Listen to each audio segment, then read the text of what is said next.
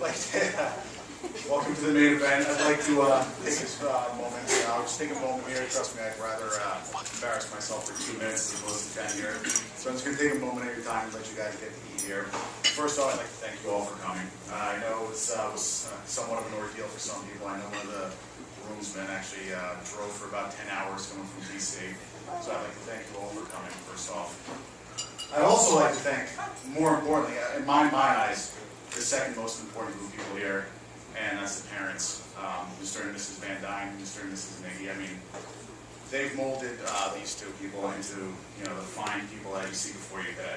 And I'd just like to take a second and thank them for, making this day possible. So, I'd like to also give them a round of applause.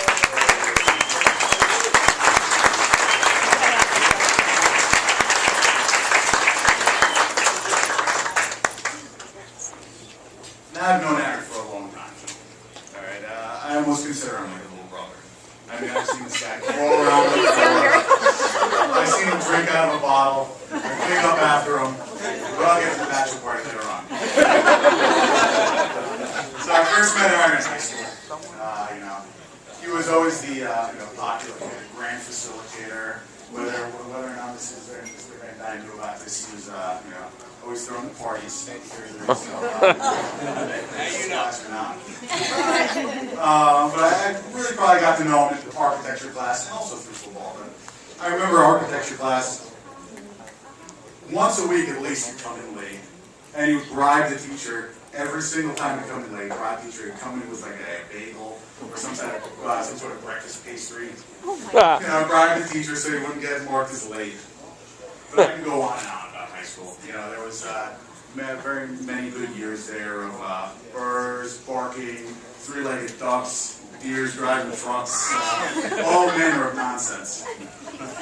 Let's move on to college here. As many of you are aware, Aaron attended West Virginia University, a school with a fantastic landscape architecture program. And I'm sure that's kind of the reason why Aaron will tell you why he attended. Well, let's be honest. West Virginia is known for two things: Mountaineer football and party. I'm telling you, these guys take it seriously down here, all right? So much so that I actually looked these stats up. Since during Aaron's time at WV, while he was matriculating there, they regained the top spot in an annual ranking for party schools for the first time since 1997. Curiously enough, shortly after his graduation, they fell out of the top 10 completely. As many of you know, me and Aaron, throughout summers in high school and college, we ran a landscaping business. And like you may have heard last night, people that were there, whether it was legal or not, that's questionable. But, work in those conditions, you really get to learn about a person. And I really got to learn about Aaron's character there. I mean, we went into these jobs barely knowing what we're doing. Okay, I mean, he had just rudimentary training. So we went in there to these jobs and winged it. And I'm talking, on the fly, we were learning what to do. And you really, like I was saying, you really learn the qualities of a guy. Because when you were working in 100-degree weather, 100% humidity, and that's one of his greatest qualities. He never stops, and this guy will work his fingers to the bone. And back in those days, like I was saying, we worked with rudimentary tools, basic knowledge. We figured it out, making 40-foot walls, 8 feet high. And now he's, gone to a position where he's designing unimaginable landscapes, valued at several $100,000. So he's come a long way from those days. And I do remember the first that I met Courtney. I don't know if Aaron and Courtney remember. Because by the time I got there, they were, I don't know what the expression is, 3 sheets to the wind, whatnot. So yeah, they were having a good time. But as per my usual mode of operation, I came fashionably late.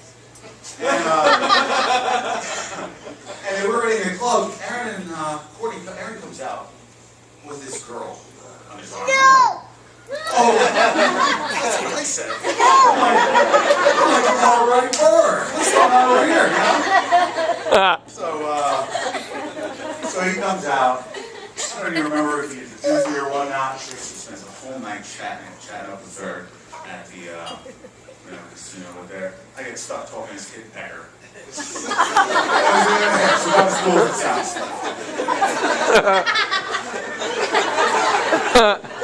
So basically, they start spending more and more time together over the next couple months.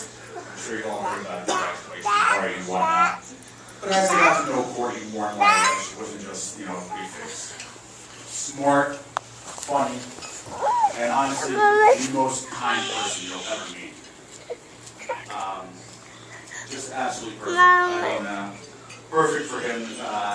And over these past couple of years that we've been together, I really have seen a great transformation in Aaron.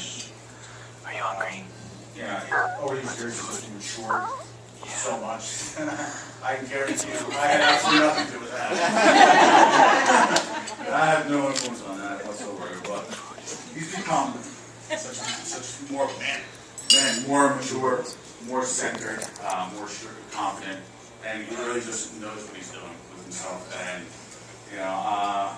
she's just been so grateful. You know what? The best example of that.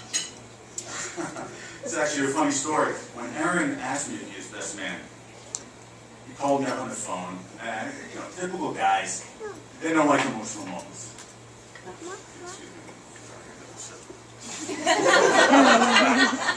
Guys don't like emotional moments. So Aaron asked me to be his best man. Of course, as usual, I deflected. I think I originally said no, just to be joke. I think my second thing was, oh man, I'll be busy that weekend, sorry I can't make it. Eventually, I came around and I said, of course, it would be my honor. But, during the conversation, I hear Courtney in the background. She's like, oh, Aaron. Something along the lines of, that's not how you ask him. So, Courtney was having nothing, none of it. She made him, next time I saw Aaron, she made him do a proper question. So, next time I saw him in his parents' basement, I guess we had this all planned out, but an awkward moment ensued where, it's kind of like, got all solemn, turned all red, and kind of asked me. I really half expected him to get on one knee and present me with the ring. But that's just an example. I mean, she makes him, she does make him a better person, a better man, even just making him do the things that he knows that he has to, but he doesn't want to. I may have been graced with the honor of being the best man, but I really don't know a much better man than Aaron. But I would be remiss if I ended on that without bringing up one thing. And Aaron knows what's coming here. And it's the catch. Now, if you've ever been to Aaron's parents' house in Montville, in the basement you'll see a painting, a majestic portrayal of Aaron during his athletic years in high school, leaping over a defender.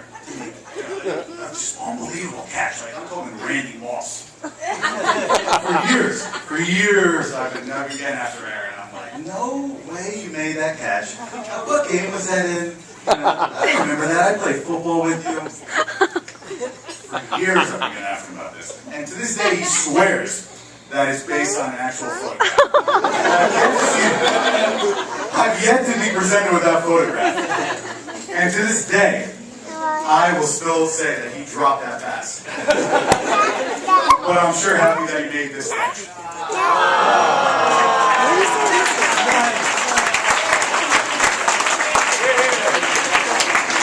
What did he say? What was the punchline? To raise your glass with me in honor of them. The catch. Wish them all the best in their lives together. That's nice. May God bless them.